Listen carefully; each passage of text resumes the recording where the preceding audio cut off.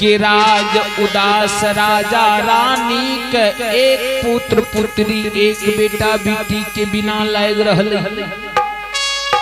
श्रोता एक पुत्र पुत्री एक बेटा बेटी के कारण राजा चंद्रबली की 14 कोस राज सुना सुना ला गई।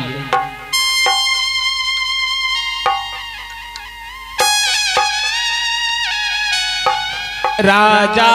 चंद्रबली अछमीत नगरी में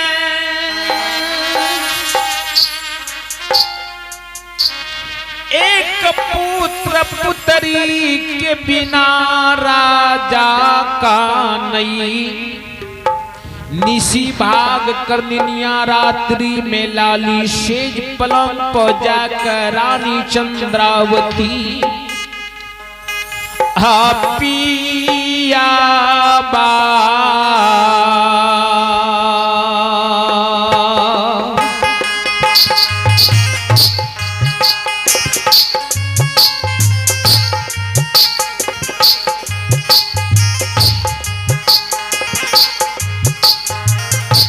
है लक्ष्मीनिया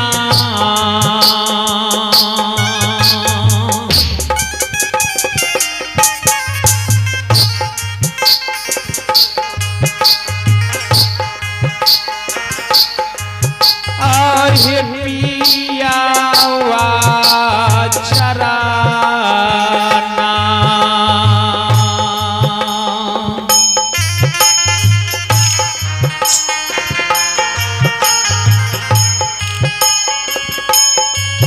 हाथ बाबई है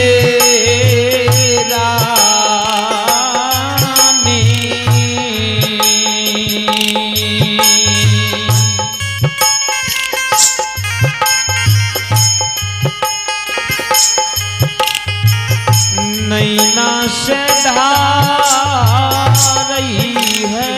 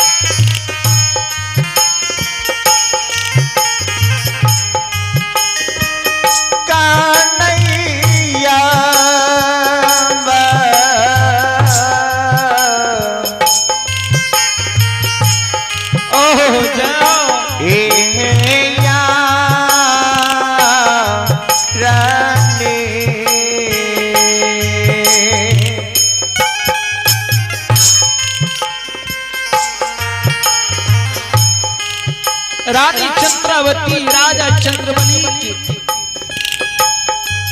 भरल जमानी युवा अमानी अवस्था बीत गले। राजा रानी के भगवान धर्मराज बाबा कोई से पुत्र पुत्री बेटा बेटी की जन्म नहीं दिले।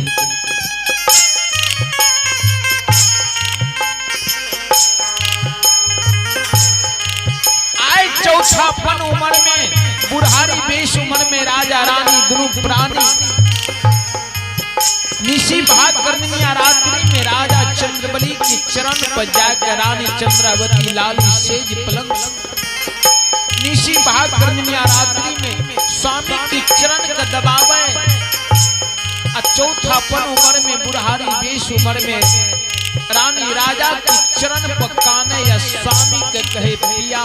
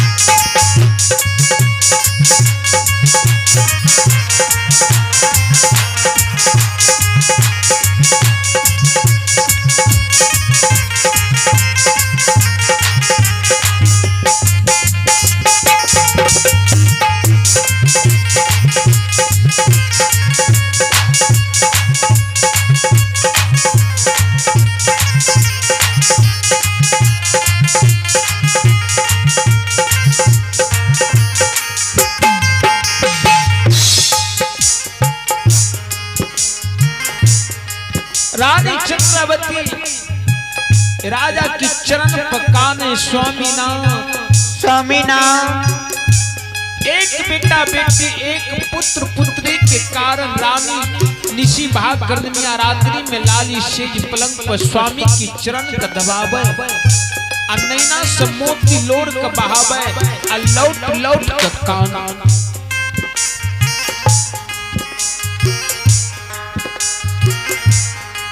श्रद्धालु श्रोता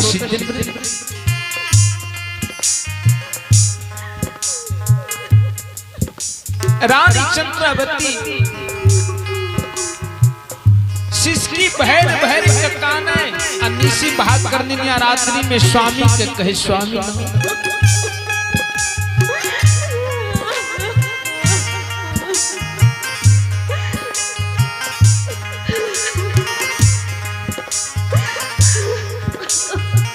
भगवान कते दिन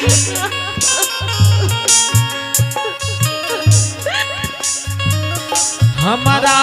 यक्षमित नगरी में निपुत्री बना के भगवान हमारा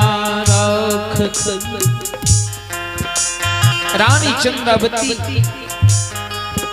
पुत्र के विरोध में जार से बिजार कांगा। हाय नाई नास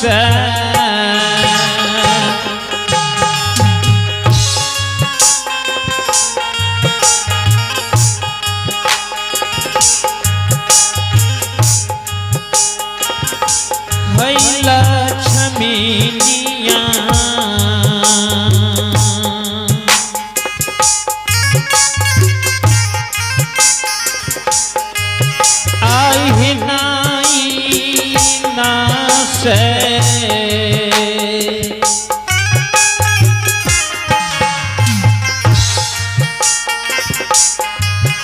आइलो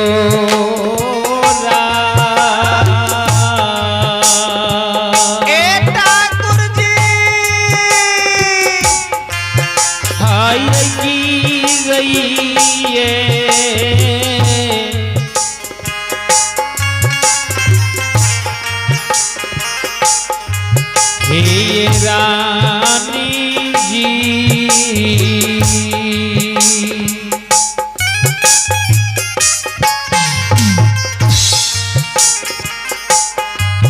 हाय कान्हैया जरा से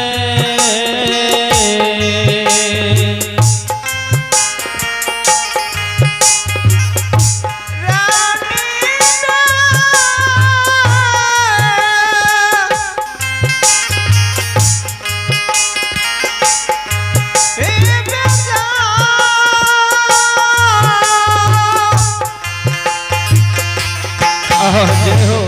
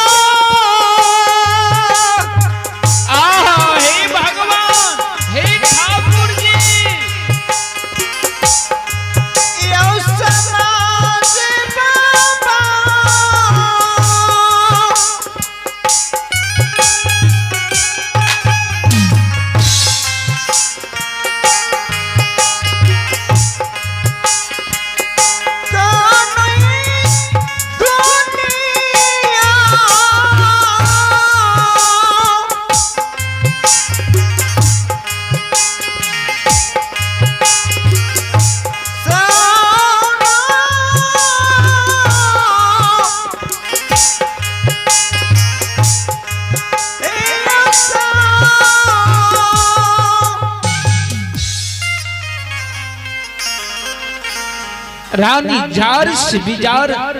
निशी भाग करनिया रात्रि में कान स्वामी के राजा रानी चंद्रावती स्वामी के जगावे स्वामी पतिदेव उठू ने जब राजा जागई छई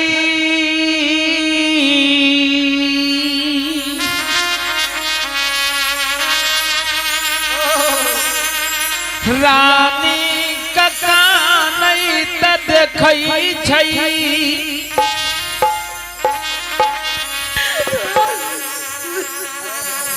निशी भाग रात्रि में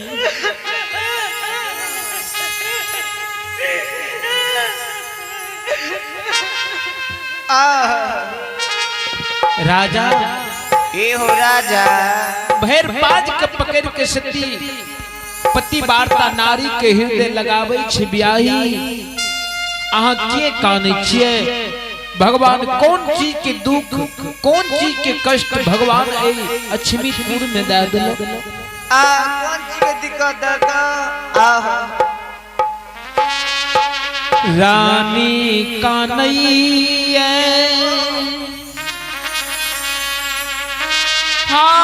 राजा के चराना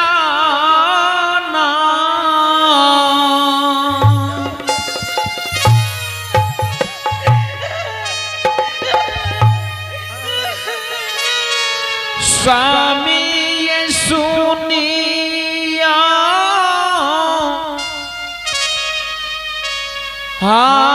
दिल के बचानिया स्वामी भगवान इतने दिन पुत्र पुत्री बेटा बेटी नहीं दिल कई ने ता आशा रहे भगवान आए ने ऐ साल ने अगला साल भगवान देते अगला साल जब भगवान नहीं दिल कई ने ता अगला साल के भरोसा हो जा अगला साल भगवान हमरा देते आब भरल जमानी युवा युवानी अवस्था बीत गई आधा समय बीत गई चौथा पन उमर बुढ़ापा उमर में भगवान ने पुत्र दिल के अन्य पुत्री दिल के 1400 कोष के राज के भोगत स्वामी ना 1400 कोष के जी राजा रानी बनल छी अछमित में नौरतन महल घोड़ा घोड़सार हाथी हथियार नौकर नौरी मुंशी दमान हीरा लाल मोती जमाहर 1400 कोष के राज एक पुत्र पुत्री एक बेटा बेटी के बिना सोना सोना लागी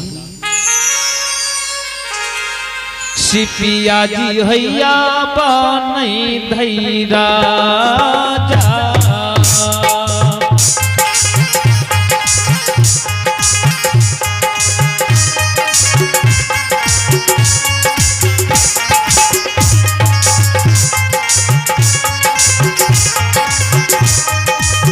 हे पियहुआ हिया धरा जा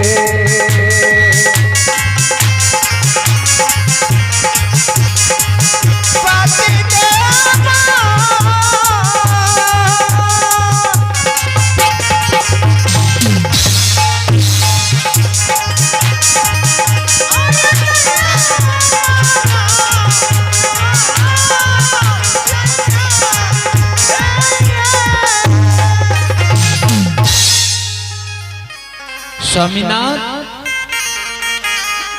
अब बांधल धैर्य हमरा नहीं रही। अब जे बुरारी बेस उम्र में गांव भर के दाई माय बहन अरोसनी परोसनी दर्द यादनी जो हमरा उल्हन ला दैया ना, उल्हन दे दैया ना, तो यह मन होइए कि जहर विष खा के मर जेती। राजा रानी का अछमित में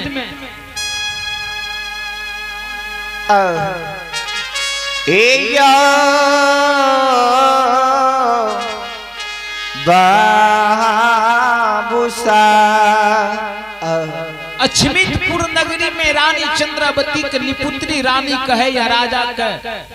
निपुत्रा राजा कहे। गांव समाज के लोग निपुत्रा राजा और निपुत्रा रानी कहे। साधु संत ऋषि महात्मा अछमितपुर में कोई भिक्षा नहीं ले निपुत्रा के राज कह के बाबूजी वही राज से विदा भा जा रहे, लेकिन वही राज में कोई साधु संत ऋषि महात्मा कोई भिक्षा भी नहीं ले। आय रानी चंद्रावती निशी भाग करनी रात्रि में भगवान पर सुरता लगावे हो धर्मराज बाबा हो ठाकुर जी। अब जाए चौथा पनुवर में आई बुढ़ारियों बेस उम्र में अगर हमरा पुत्र या पुत्री नहीं देव हो नहीं देव तो जहर विष खा के मर जबा या तोरा धार्मिक के नाम में हम कलंक लगा। कते दिन हम निपुत्री रानी बन के अछमित में लोग के उल्हन उपराग सुनबे। श्रोत सिद्ध वृंद बाबू भैया माँ बहन सब ध्यान देवे। निशी भाग करनी रात्रि में रानी चंद्रावती पुत्र पुत्री एक बेटा बेटी के कारण काने या भगवान से उजुर लगा। ठाकुर जी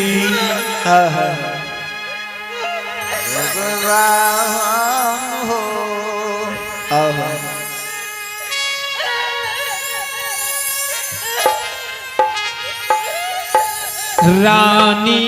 चंद्रावती निशी भागरत में कानई स्वामी का कहई स्वामीनाथ।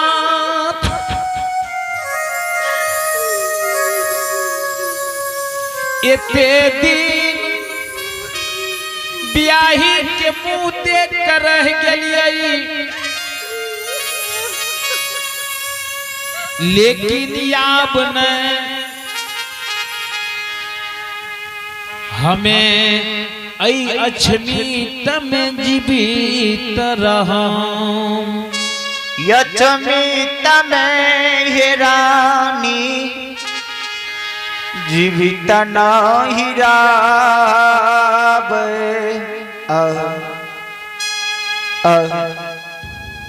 राजा के रानी की शब्द राजा सुने, राजा के मोती लोर गिरे आँख से। ब्याही के कहे सती नारी धैर्य के नहीं खोबू, दिल में धैर्य बांधू। भगवान के घर में देर या अंधेर नहीं छै। जब भगवान ऐ ठाकुर जी के तन मन हृदय से भक्ति करने हेबे, बुढ़ारियों बेस उम्र में भगवान अछमित में पुत्र पुत्री बेटा बेटी गोदी में खेला केला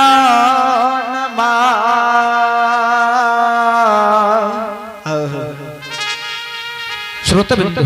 जय हो। राजा रानी का धैर्य बंधावे छे। आ वह समय में पुत्र पुत्री के शोक में दोनों प्राणी सुता गेले। वह समय के बेर में पुत्र पुत्री के शोक में सोगा गेले। आ राजा रानी का आलस आबि गेले। आ जहिना निशी भाग करनी रात्रि में राजा रानी कानले आ भगवान पर सुरता लगेलके। देखियो जब मानव चारों आयर से सिया भागे आ चारों आयर से चारों दिशा से निराश भागे जब भगवान पर सुरता लगाबैये तो भगवान ओइ सेवक के मन के मनोकामना पूर्ण क्या दैये।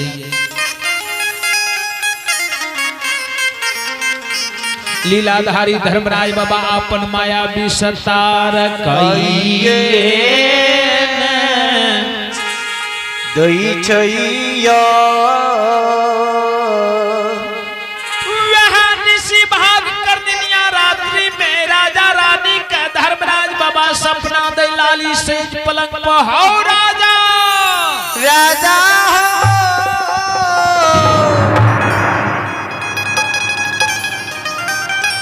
जय पुत्र पुत्री के लिए काने रहो राजा जय बेटा बेटी के कारण से राजा रानी काने रहो आय तोरा द्वार पर गुरु बाबा जा रहा है बिना तुलसी दल फूल हकार बिना निमंत्रण की अगर वही गुरु बाबा की तू मन से सेवा दोनों प्राणी क्या लब होने राजा रानी अखिल तू एक पुत्र पुत्री के लिए निकाने छा राजा वही गुरु बाबा के अगर मन से सेवा क्या लेब हो तो राजा ये के हो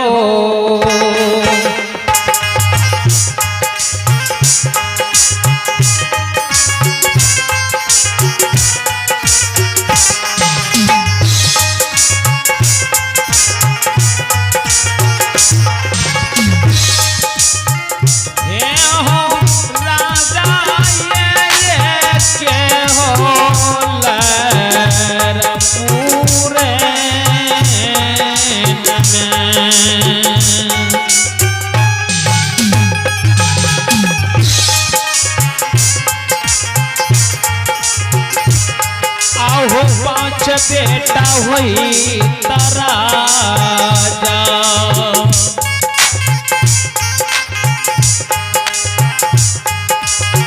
हुई तया छमिता पूरा हो नगा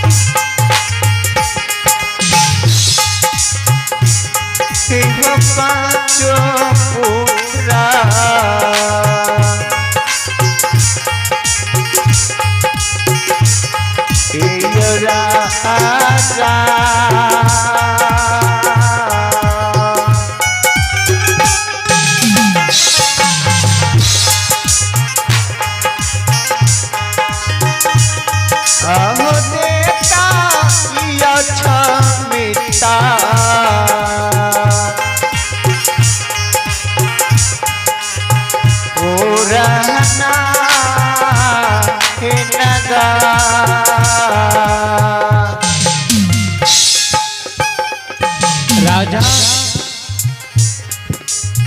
एक लार पुरेन में 5 गो पुत्र भगवान देता ठाकुर जी हो गुरु की सेवा क्या लब हो ने क्या लबर तो एक लार पुरेन से 5 गो बेटा है तोरा रानी के गर्भ से सुन ला राजा लेकिन तोरा द्वार पर जी गुरु बाबा जाए छ गुरु बाबा के सक्षम काया नहीं छ तोरा गुरु बाबा के कोढ़िया कुष्ठ छ नंगरिया पीर सोहरिया माछी लागे छ आठों अंग शरीर में कोढ़िया बीमारी छ राजा रानी कोढ़िया गुरु बाबा की सेवा करबो तब तोरा 5टा बेटा है। तब अगर गुरु बाबा की कोढ़िया शरीर देख कर अगर अनहीन मानबो, अगर कहीं अबरी गुरु की सेवा में चूक जेबो राजा, ऐ जन्म में तोरा रानी के गर्भ से पुत्र पुत्री के जन्म नहीं होता। राजा हो जागा ये जन्म में,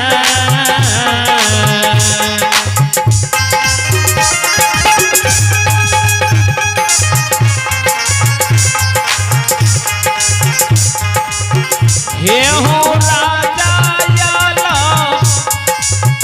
आगले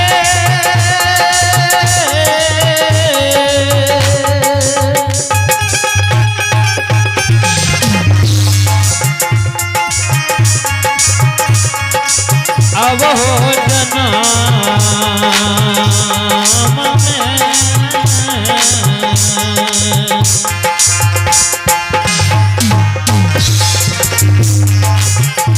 आओ बेटा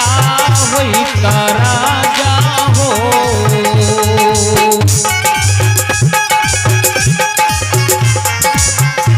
आओ यहू नहीं जन्म में होई का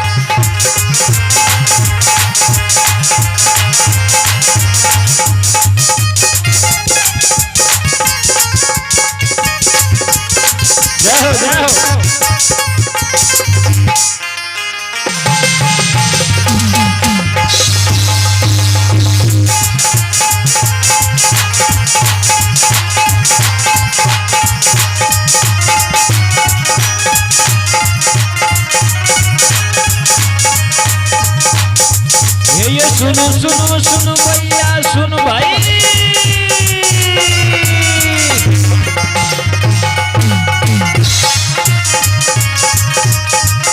ये सुनो सुनो सुन भैया सुन भाई, ये सुन भैया समाज बाबा सुन भाई, भाई बहना यो बड़ा के सुन भाई, धर्म लीला ध्यान से सुन भाई, बरबर लीला घर में राज करल के, माया करल के यो लीला लगेल के, बरबर लीला घर में राज करल के,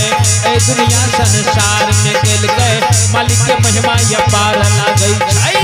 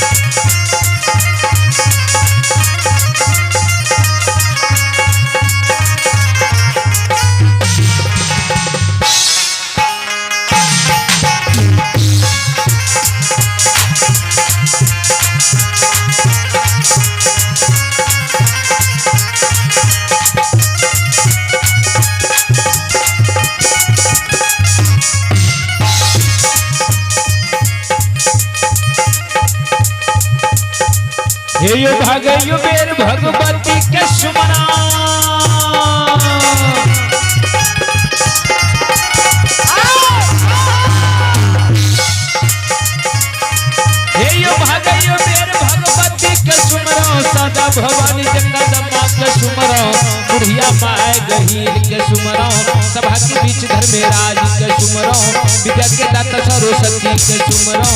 घर के माय जलपा के सुमरो ज्ञान दे भैया गुरु बाबा के सुमरो मैं भगवती भागलपुर सुमरो मैं दुर्गा भारती के सुमरो बाबा भोला यो सिंहेश्वर के सुमरो बाबा कारू यो महापुरा के सुमरो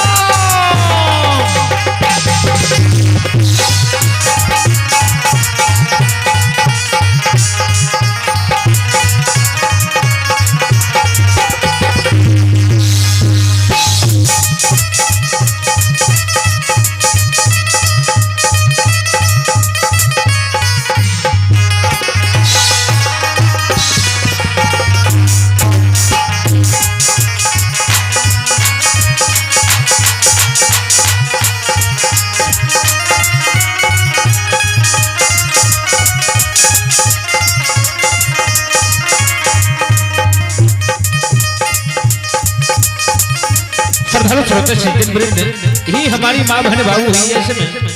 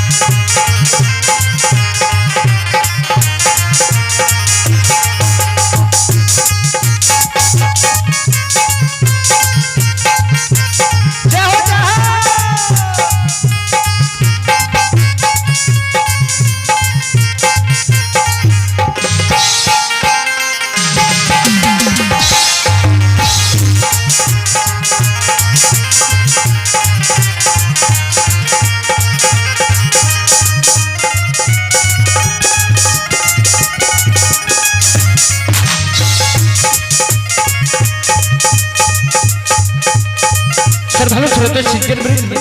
ही हमारी माँ बहन बाबू ही ऐसे में आइए अभी आप लोग सुन रहे हैं जय माँ ज्वाला मुकुल लोग गाथा भगत मंडली गायक भाई संतोष बंजारा साथी हमारे ऑर्गन प्लस बिंजू से संगत कर रहे एवं कोरस में साथ दे रहे हैं मनीष कुमार मुन्ना जो कि ग्राम कंचनपुर का यहाँ पोस्ट लोकहा जिला सुपौल की निवासी हमारे नाम से प्रस्तुत कर रहे हैं अजय कुमार अकेला जो कि ग्राम नवटोल पंचायत करवियो जिले सुपौल की निवासी हमारे पेट से प्रस्तुत कर रहे हैं संजीत कुमार जो कि ग्राम देखी घाट सुपौल की निवासी श्रद्धालु श्रोते सिद्धेंद्र बाबू ही हमारी माँ बहन से जय हो आयो बैर लीला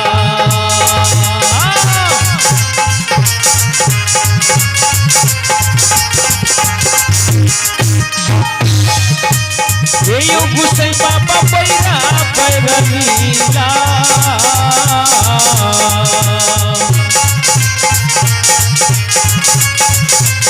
आपके कहियो बेगरिया भरिया